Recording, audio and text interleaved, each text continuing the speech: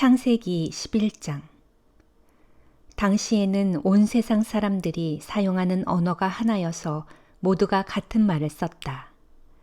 사람들이 동쪽으로 이동하다가 시날 땅의 한 평야에 이르자 거기에 머물러 살았다. 그들은 서로 이런 말을 주고받았다. 자, 우리가 벽돌을 빚어 단단하게 굽자. 사람들은 돌 대신 벽돌을 썼고 진흙 대신 역청을 썼다. 사람들은 또 이런 말도 했다.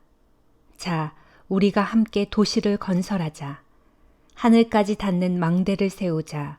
그래서 우리 이름을 날리고 우리가 온 땅에 흩어지는 일이 없도록 하자. 주께서 땅 위로 내려오셔서 사람들이 건설한 도시와 쌓아 올린 망대를 바라보셨다.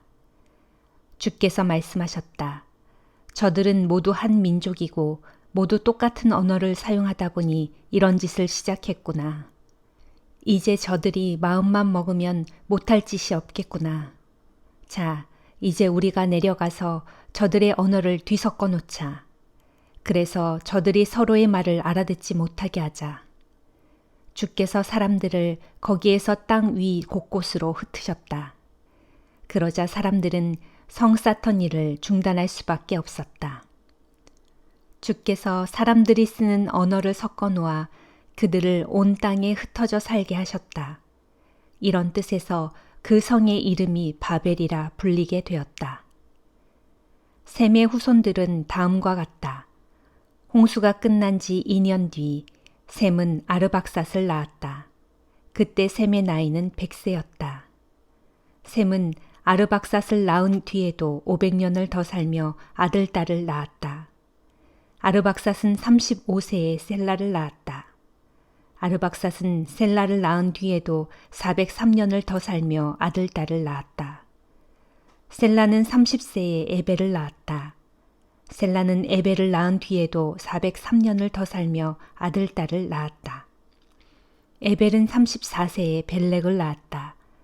에벨은 벨렉을 낳은 뒤에도 430년을 더 살며 아들, 딸을 낳았다. 벨렉은 30세에 르우를 낳았다. 벨렉은 르우를 낳은 뒤에도 209년을 더 살며 아들, 딸을 낳았다. 르우는 32세에 스룩을 낳았다. 르우는 스룩을 낳은 뒤에도 207년을 더 살며 아들, 딸을 낳았다. 스룩은 30세에 나홀을 낳았다. 스룩은 나홀을 낳은 뒤에도 200년을 더 살며 아들, 딸을 낳았다. 나홀은 29세에 데라를 낳았다. 나홀은 데라를 낳은 뒤에도 119년을 더 살며 아들, 딸을 낳았다. 데라는 70세에 아브람과 나홀과 하란을 낳았다. 데라 후손의 족보는 이러하다. 데라는 아브람과 나홀과 하란을 낳았다. 하란은 롯을 낳았다. 그러나 하란은 자신의 고향인 갈대아 땅의 우르에서 자기 아버지 데라보다 먼저 세상을 떠났다. 아브람과 나홀은 아내를 맞았다. 아브람의 아내는 사레였고 나홀의 아내는 밀가였다. 밀가는 하란의 딸이었고 하란은 밀가와 이스가의 아버지였다. 사레는 임신을 하지 못하여서 자식을 낳지 못했다. 데라는 자기 아들인 아브람과 이미 죽은 하란의 아들인 손자 롯, 그리고 며느리인 아브람의 아내 사레를 데리고 갈대아 땅의 우르를 떠나 가나안 땅으로 가고자 했다. 하지만 하란에 이르자 거기서 자리를 잡고 살았다. 데라는 205세에 하란에서 죽었다. 창세기 12장. 주께서 아브람에게 말씀하셨다.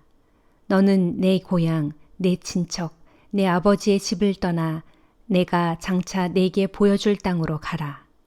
내가 너로 큰 민족을 이루게 하고 네게 복을 내려 내 이름을 떨치게 하리라. 너는 모든 사람들에게 복의 근원이 되리라. 너를 축복하는 사람에게 내가 복을 내리고 너를 저주하는 사람은 내가 그에게 저주를 내리리라. 무릇 땅에 살고 있는 모든 민족이 너를 통하여 복을 받으리라. 아브람은 주께서 이르신 대로 길을 떠났다. 롯도 아브람을 따라 길을 떠났다. 하란을 떠날 때 아브람의 나이는 75세였다. 아브람은 아내 사레와 조카 롯 그리고 하란에서 얻은 모든 재산과 종들을 이끌고 가나안 땅을 향해 떠났다. 마침내 그들은 가나안 땅에 도착했다. 아브람 일행은 그 땅을 통과하여 세겜 땅의 모레라는 곳에 있는 상수리 나무에 이르렀다. 당시 그곳에는 가나안 사람들이 살고 있었다. 주께서 아브람에게 나타나 말씀하셨다. 내가 이 땅을 내 후손들에게 주겠다. 아브람은 주께서 자기에게 나타나신 것을 기념하여 그곳에 제단을 쌓았다. 아브람은 남쪽에 있는 베델 동편의 산악지대로 이동하여 그곳에 자리를 잡고 장막을 쳤다. 그곳의 서쪽은 베델이었고 동쪽은 아이였다. 아브람은 거기에다 또 제단을 쌓고 주의 이름을 부르며 예배를 드렸다. 아브람은 그 뒤에도 계속 이동했다. 그는 점점 가나안의 남쪽 지역으로 옮겨갔다. 가나안 땅에 흉년이 들었다. 아브람은 얼마 동안 이집트에서 살려고 그곳으로 내려갔다. 이집트에 가까이 이르렀을 때 아브람이 아내 사레에게 말했다. 여보, 당신은 정말 아리따운 여인이요. 이집트 사람들이 아리따운 당신을 보고 내가 당신의 남편이라는 것을 알면 그들은 나를 죽이고 당신만 살려둘지도 모를 일이요. 그러니 당신이 내 누이라고 말하면 좋겠소.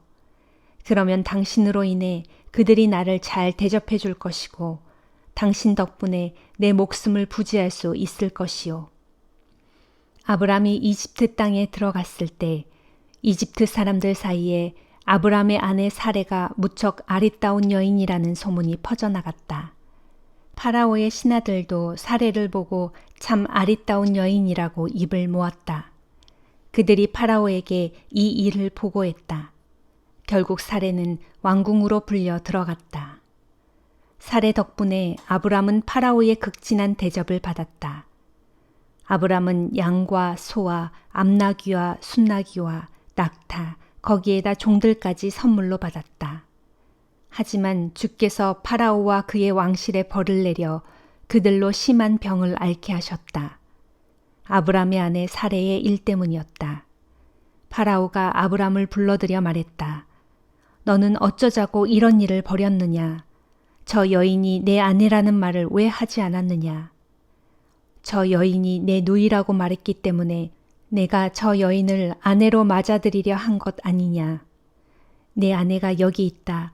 어서 데리고 나가라. 파라오는 자기 신하들에게 명령을 내려 아브람이 자기 아내와 함께 그의 모든 소유를 가지고 이집트 땅을 떠나게 하라고 했다. 마태복음 11장. 예수께서 이처럼 12 제자에게 교훈하기를 마치시고 부근의 여러 마을에 가서 가르치고 전도하시려고 그곳을 떠나셨다.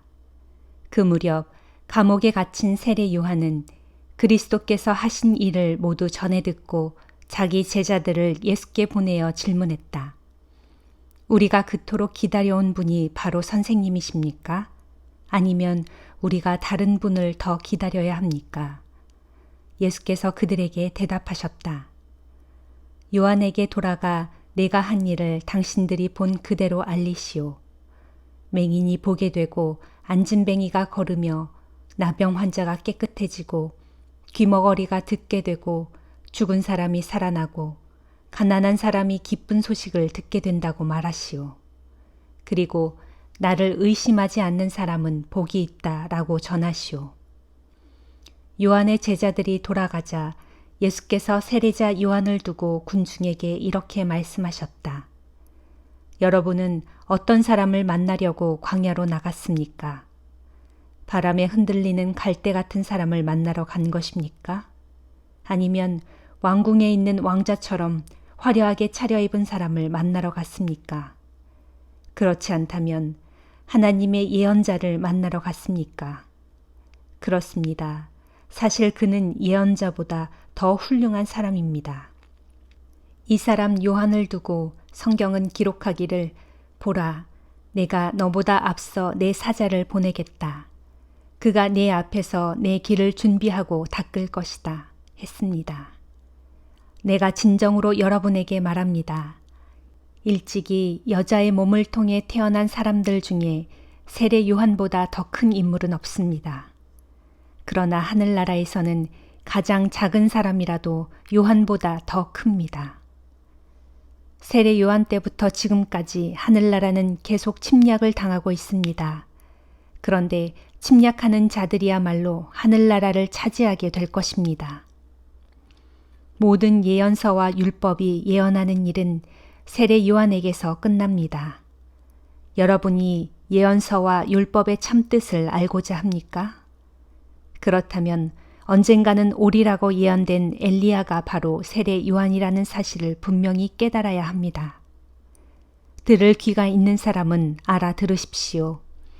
이 세대에 무엇을 배길 수 있을까요? 그렇습니다. 이 세대는 마치 장터에서 놀이를 하는 아이들이 다른 편 아이들에게 이렇게 외치는 것과도 같습니다. 우리가 피리를 부는데도 너희들은 왜 춤추지 않느냐? 우리가 곡을 하는데도 왜 너희들은 가슴을 치며 슬퍼하지 않느냐? 세례 요한이 와서 먹지도 않고 마시지도 않자 사람들은 저 사람이 귀신 들려 미쳤다라고 말하더니 이제는 나 인자가 와서 잔치자리에서 먹고 마시는 것을 보고는 사람들이 말하길 보라 저 사람은 마구 먹어대고 포도주 마시기를 좋아하면서 게다가 세리와 죄인들하고만 어울린다 합니다. 그러나 지혜는 그 행한 일로 옳다는 것을 스스로 입증하는 법입니다. 예수께서 자신의 기적을 가장 많이 행한 도시 사람들이 여전히 하나님을 믿지 않으므로 그들을 향해 이렇게 꾸짖으셨다. 고라시나 내가 화를 입으리라. 벳세다야 너도 화를 입으리라. 너희에게 베푼 기적들을 두로와 시돈에서 행하였더라면 그들은 벌써 굵은 베옷을 입고 죄를 뒤집어 쓰고 회개했을 것이다. 내가 진정 너희에게 말한다.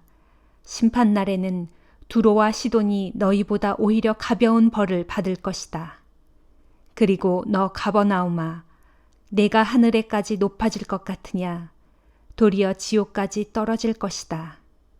내게 베푼 기적들을 소돔에서 베풀었더라면 그 도시는 오늘날까지 남아 있었을 것이다. 내가 진정으로 너희에게 말한다.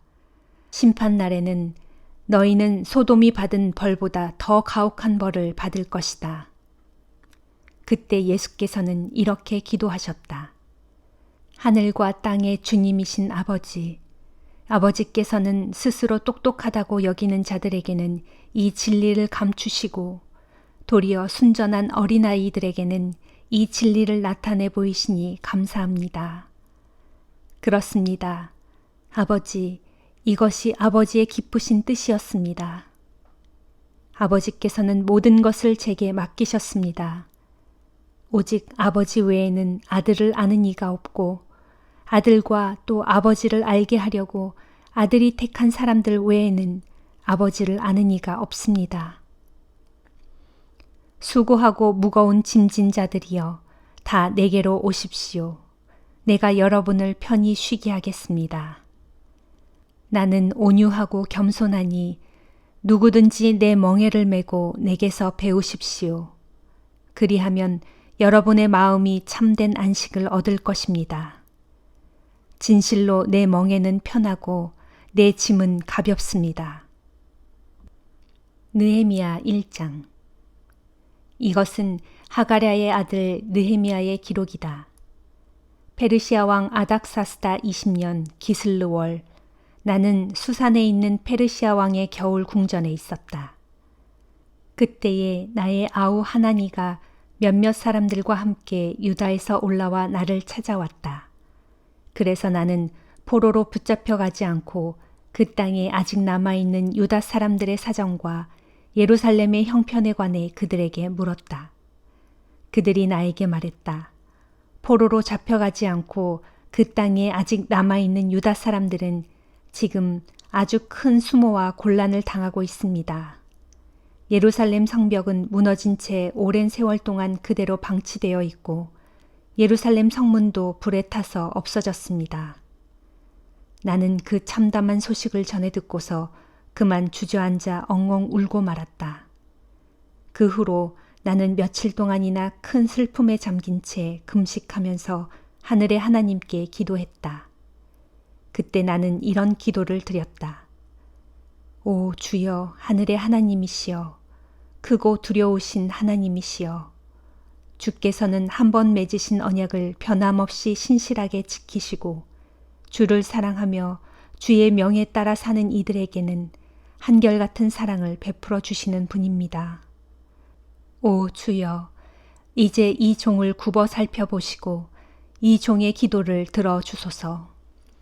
이 종이 주의 종된 백성 이스라엘을 위하여 이렇게 밤낮으로 호소하오니 주께서는 귀를 기울이시고 눈을 뜨셔서 이 종의 기도를 들어주소서. 저와 제 집안을 포함하여 저희 이스라엘 백성 모두가 주를 배반하고 거역했으므로 이 시간에 그 죄를 고백합니다. 저희는 주 앞에서 온갖 악한 짓만을 일삼아 왔습니다.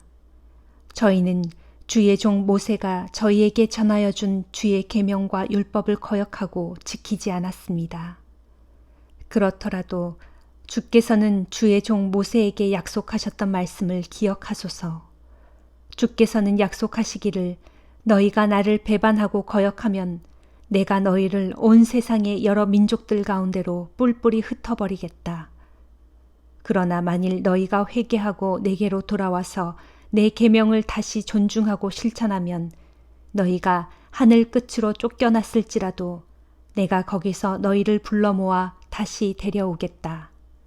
곧 너희를 모은 후 다시 고향 땅으로 데려와서 내가 내 이름을 둘 거처로 선택한 그 땅에서 살도록 하겠다 하시지 않았습니까? 참으로 그들은 주의 종이요 주의 백성입니다. 그들은 주께서 일찍이 큰 권능과 강한 손으로 해방시키신 주의 백성입니다.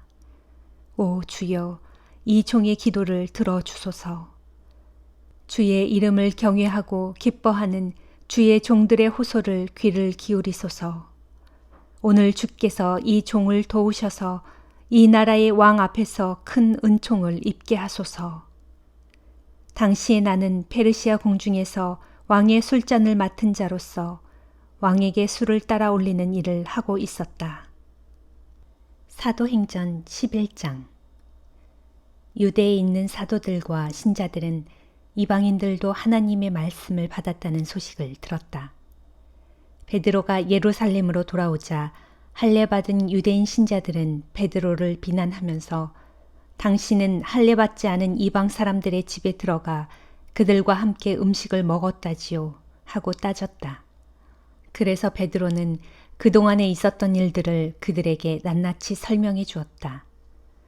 욥바에서 기도를 드리던 중 나는 황홀경 상태에서 환상을 보았는데 그 환상은 이러했습니다.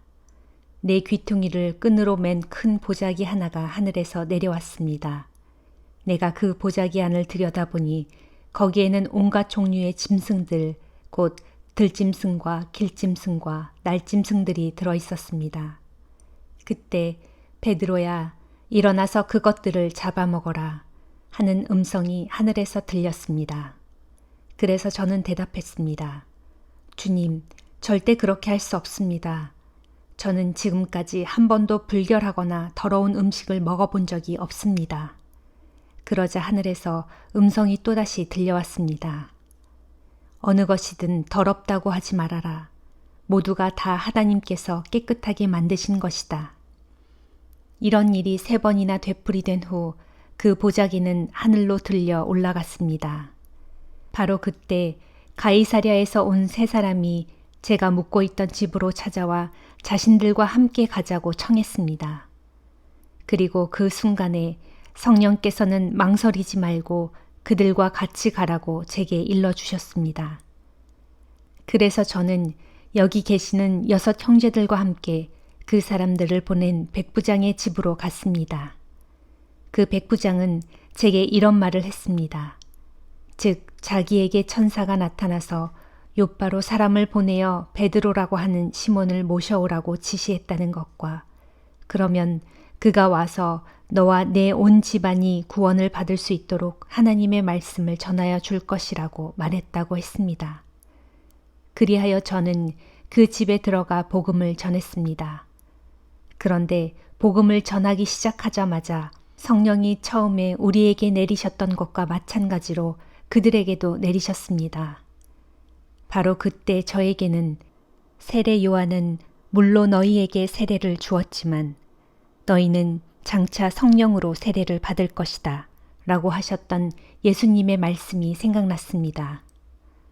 이와 같이 주 예수 그리스도를 믿는 우리에게 하나님께서 주셨던 것과 똑같은 선물을 그들 이방 사람들에게도 주셨으니 내가 누구이기에 감히 하나님의 일을 막을 수 있겠습니까? 이 말을 듣고 베드로에게 따져 물었던 유대인 신자들은 더 이상 할 말이 없었다. 그들은 하나님을 찬양하면서 하나님께서는 이방 사람들에게도 생명에 이르는 회개의 기회를 허락해 주셨구나 하고 말하였다.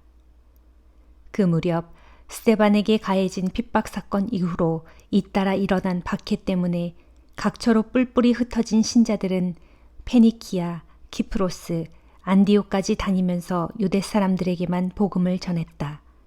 그런데 그들 중 키프로스와 구레네 출신의 신자들 몇 사람은 안디옥으로 가서 헬라 사람들에게도 주 예수에 관한 복음을 전하기 시작했다.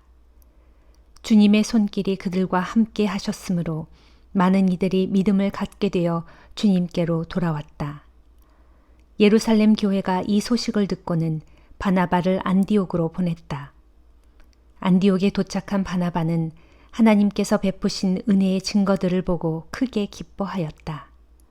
그래서 온 마음을 다하여 더욱 주께 충성하라고 신자들을 위로하고 격려했다. 바나바는 착한 사람이요 또한 성령과 믿음이 충만한 사람이었으므로 많은 이들이 바나바를 통해 주님께로 나오게 되었다.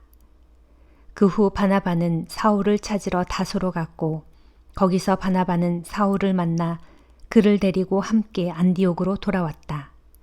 두 사람은 1년 내내 그곳 안디옥 교회에 머물면서 많은 사람들을 가르쳤다. 그리고 이곳 안디옥에서 사람들은 처음으로 예수를 따르는 제자들을 그리스도인이라고 부르기 시작했다. 그 무렵 예언자 몇 사람이 예루살렘에서 안디옥으로 내려왔다. 그들 가운데 아가보라는 사람이 성령의 감동을 받아 예언하기를 로마 세계 전체에 큰 기근이 일어날 것이다 라고 하였다. 그의 예언은 실제로 로마 황제 글라우디오 때에 이루어졌다. 그래서 안디옥 교회의 신자들은 각자 힘 닿는 대로 헌금을 해서 유대에 살고 있는 형제들에게 구제금을 보내 돕기로 결정했다. 그리고 그들은 헌금을 모아 자기들이 거둔 구제금을 바나바와 사울 편으로 예루살렘 교회의 장로들에게 보냈다. 아멘.